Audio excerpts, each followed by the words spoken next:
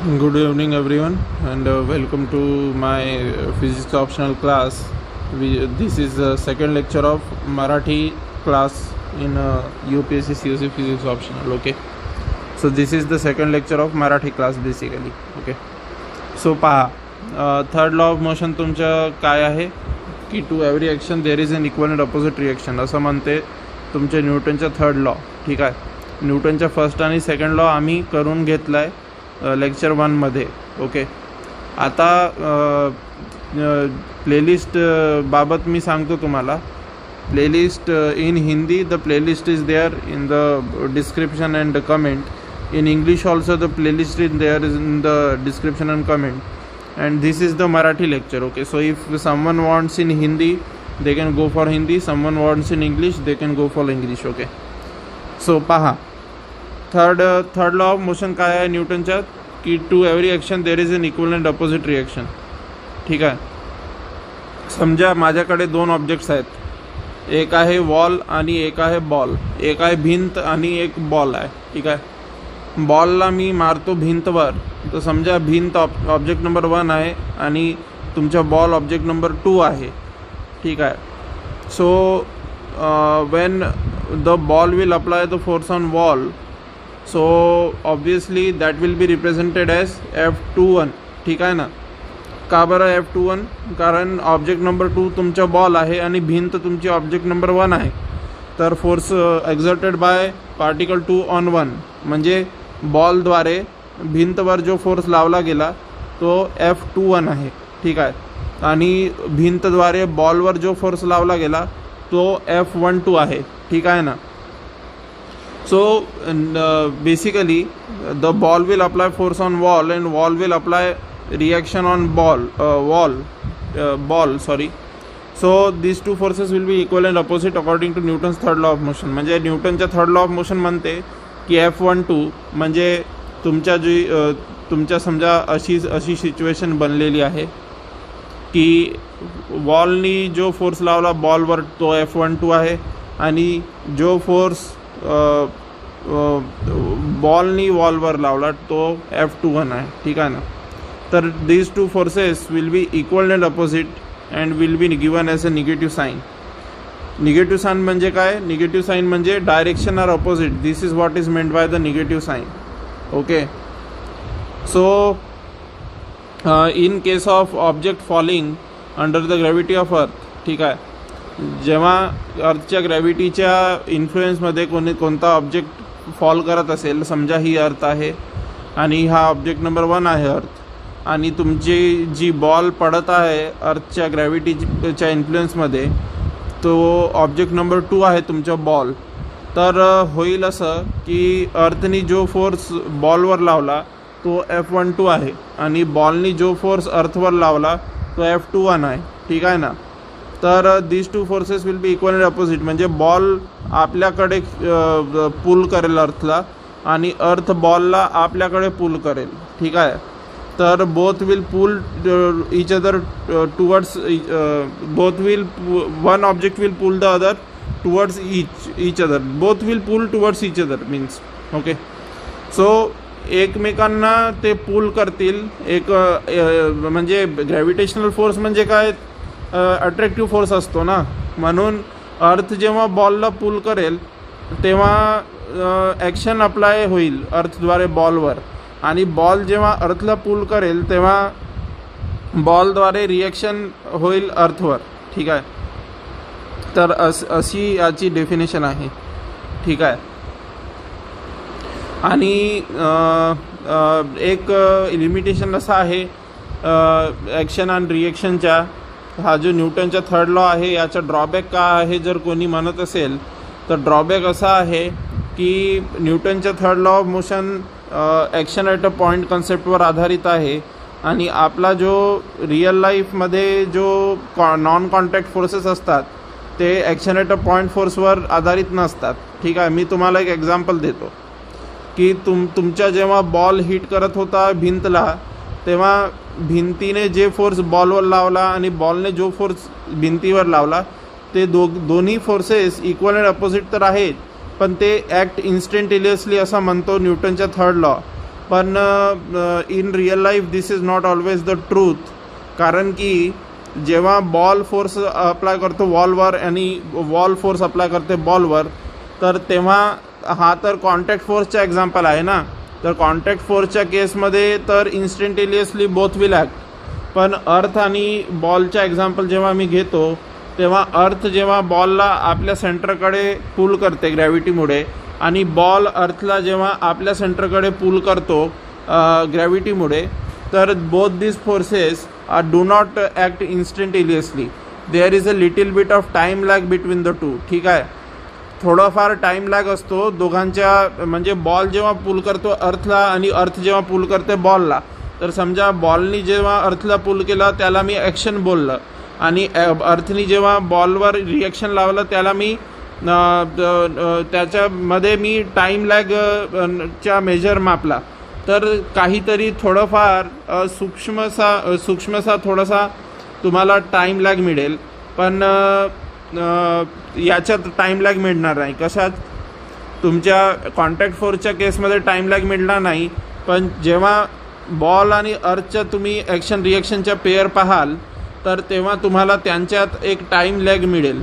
Time lag मिळेल म्हणजे सूक्ष्म असेल तो टाईम लॅग, पण टाईम लॅग मिळेल. असं नाही होणार की जसं हा कॉन्टॅक्ट फोर्स होता ना, तर याच्यात कसं झालं की जेव्हा बॉलनी फोर्स लावला वॉलवर आणि वॉलनी फोर्स लावला बॉलवर, तर ते दोन्ही काय म्हणतात आपण इन्स्टंटेनियसली ॲक्ट केले. पण जेव्हा ॲक्शन बॉलनी अर्थवर लावला आणि अर्थनी जो वेळ रिॲक्शन लावण्याकरिता अर्थनी जो वेळ लावला त्याच्यात थोडासा टाईम लॅग असतो. There is a little bit of time lag. This time lag may be of the order of 0.02 second असं काहीतरी, म्हणजे 10⁻³ सेकंड वगैरे असं छोटासाच टाईम लॅग असतो, पण टाईम लॅग असतो. There exists a time lag, but in case of contact forces there is no time lag.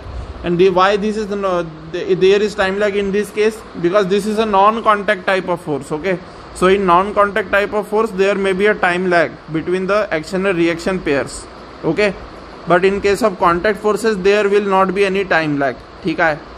तर time lag जो आहे हा कशामुळे आला आहे? हा ग्रॅव्हिटेशनल फील्डच्या कन्सेप्टमुळे आलेला टाईम लॅग आहे. ठीक आहे, ग्रॅव्हिटेशनल फील्डचा कन्सेप्ट तुम्हाला नंतर मिळेल याच लेक्चर सिरीजमध्ये. तर तेव्हा तुम्हाला स्पष्ट होऊन जाईल की what is a gravitational field concept. पर आतासाठी एवढं लक्षात ठेवून घ्या की आपल्या नॉन कॉन्टॅक्ट फोर्सच्या केसमध्ये असं आवश्यक नाही आहे की ॲक्शन आणि रिॲक्शन इन्स्टंटेनियसली ॲक्ट करतील. ठीक आहे, पण आपल्या कॉन्टॅक्ट फोर्सच्या केसमध्ये ही गोष्ट आवश्यक आहे की ॲक्शन आणि रिॲक्शन इन्स्टंटेनियसली ॲक्ट करतील. ठीक आहे ना.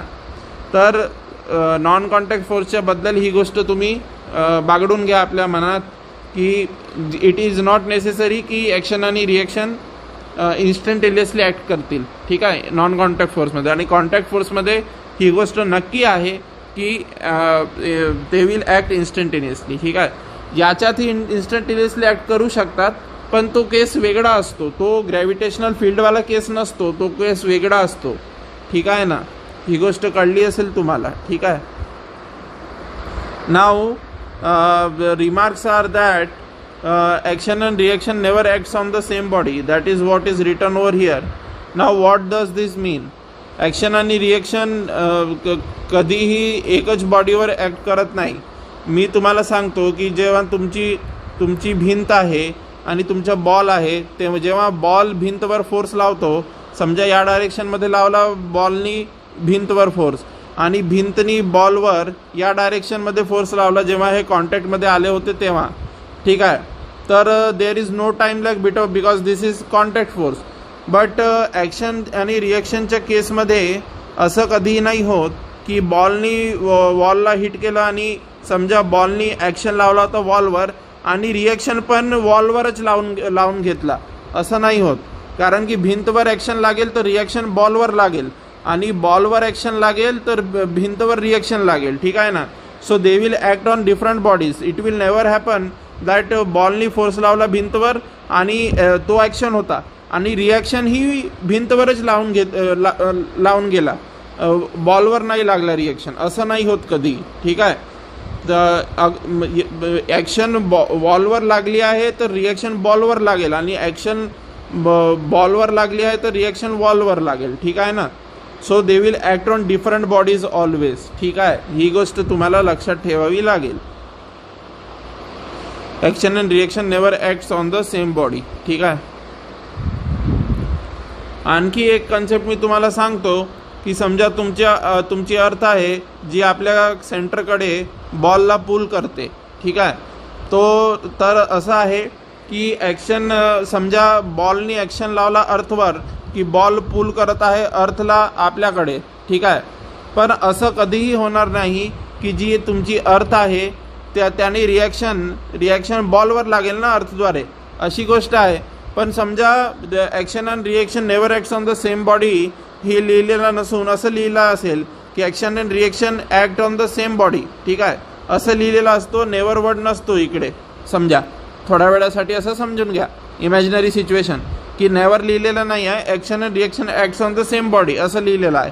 तर काय होईल, बॉलनी अर्थला पुल केला आपल्याकडे आणि ही समजा ॲक्शन होती, तर रिॲक्शन काय होईल, रिॲक्शन पण तीच होईल. कारण की बॉलच 2 वेळा पुल करेल अर्थला, कारण की action and reaction are acting on the same body that is earth. So 2 वेळा पुल करेल बॉल अर्थला, आणि अर्थ जर बॉलला पुल नाही करणार तर काय होईल, ball will fly on the earth. ठीक आहे, ball will fly. So this is not the truth, we know very clearly. So action and reaction that's one never acts on the same body. कळलं तुम्हाला. जर action आणि reaction एकच बॉडीवर act करेल तर तुम्हीच सांगा मला, बॉल अर्थला पुल करेल फक्त, अर्थ तर बॉलला पुल करणारच नाही.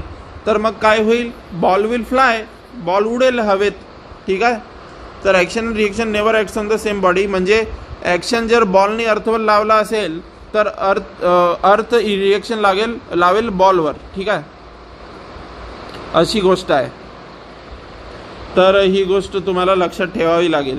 आणि F12 समजा बॉल ऑब्जेक्ट नंबर 1 होता, अर्थ ऑब्जेक्ट नंबर 2 होती, तर बॉलनी जो फोर्स लावला अर्थवर तो F12 आहे आणि अर्थनी जो फोर्स लावला बॉलवर तो F21 आहे. तर these two forces will be equal and opposite because ball will pull earth towards itself and earth will pull ball towards itself. So you can clearly see that their directions are opposite. जर directions opposite असतील तर निगेटिव्हचं sine राहील, कारण की निगेटिव्हचं sine काय show करतो की त्यांची डायरेक्शन अपोजिट आहे, ही गोष्ट शो करतो ना निगेटिव्हच्या साईन. तर मॅग्निट्यूड तर इक्वल राहील पण डायरेक्शन अपोजिट राहील, ही गोष्ट दाखवतो तुमच्या निगेटिव्हच्या साईन. ठीक आहे, म्हणून तिकडे निगेटिव्हचा साईन लावलेला आहे. कळलं तुम्हाला. आता रेफरन्स फ्रेमच्या नंतरचा पार्ट आम्ही later we will cover it, नंतर कवर करू आपण इकडच्या part 3rd lecture onwards. And let me end the class over here. So to every action there is an equal and opposite reaction. ही गोष्ट तुम्हाला स्पष्ट झाली असेल असे मी आशा करतो. ठीक आहे. So thank you very much.